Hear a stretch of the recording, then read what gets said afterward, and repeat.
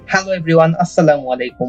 রনন স্পটলাইটে আজ আমি জোবায়ের আছি তোমাদের সাথে। আজ আমরা যে প্রবলেমটি সলভ করব এটি পদার্থবিজ্ঞান দ্বিতীয় পত্রের পরমাণু মডেল ও নিউক্লিয়ার পদার্থবিজ্ঞান অধ্যায়ের একটি প্রশ্ন, যেটি এক্সপি লোশন নামে একটি আইডি থেকে করা হয়েছিল আমাদের রনন ওয়েবসাইটে। প্রশ্নটি হলো, এক খণ্ড প্রাচীন কাঠে কার্বন 14 ও কার্বন 12 এর অনুপাত বর্তমান কালের জীবিত গাছের কাঠে ওই অনুপাতের 1/12 অংশ।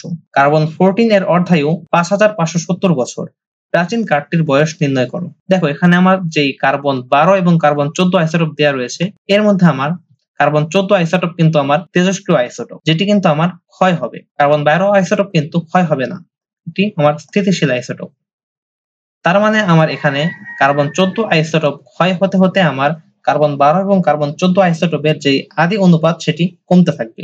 তো এখানে আমরা ধরতে পারি আমার বর্তমান কালে জীবিত কাঠে ওই যে অনুপাতটা রয়েছে কার্বন 12 এবং কার্বন 14 আইসোটোপের, সেটি কার্বন 14 আইসোটোপের ক্ষয়ের কারণে যে অবশিষ্ট কার্বন 14 এর আইসোটোপের পরিমাণ সেটি সমান। অর্থাৎ এখানে আমার n/n0 এটির মান হলো আমার 1/12।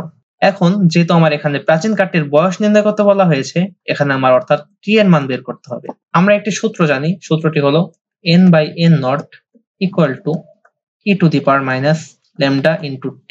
তো এখান থেকে যদি আমি t এর মান বের করতে চাই, তাহলে t equal to হবে আমার minus 1/lambda into ln n/n0। এখন এখানে আমি n/n0 এর মান পেয়ে গেছি এখানে 1/12, কিন্তু আমি কিন্তু ল্যামডা এর মান জানি না। ল্যামডা হলো আমার তেজস্ক্রিয় ক্ষয় ধ্রুবক। এই ল্যামডাকে আমরা লিখতে পারি ln 2 divided by t half। দেখো, এখানে কিন্তু আমরা ল্যামডা এর মান না জানলেও টি হাফ এর মান কিন্তু আমরা জানি। এখানে আমার বলা রয়েছে অর্ধায়ু হলো 5570 বছর। তার মানে যদি আমি ল্যামডা এর বদলে আমি ln 2 divided by t half বসিয়ে দেই, তাহলে কিন্তু আমি t এর মান বের করতে পারবো। তাহলে এখানে যেহেতু আমার 1/lambda রয়েছে, তাহলে আমি এখানে লিখতে পারবো t half divided by ln 2 into ln, এখানে n/n0 এর মান বসিয়ে দেই আমি 1/12।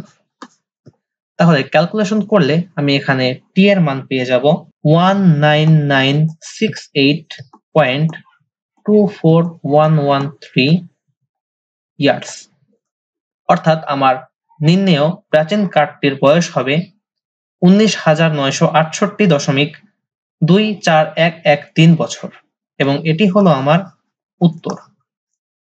আশা করছি তোমরা এই ম্যাথটি বুঝতে পেরেছো।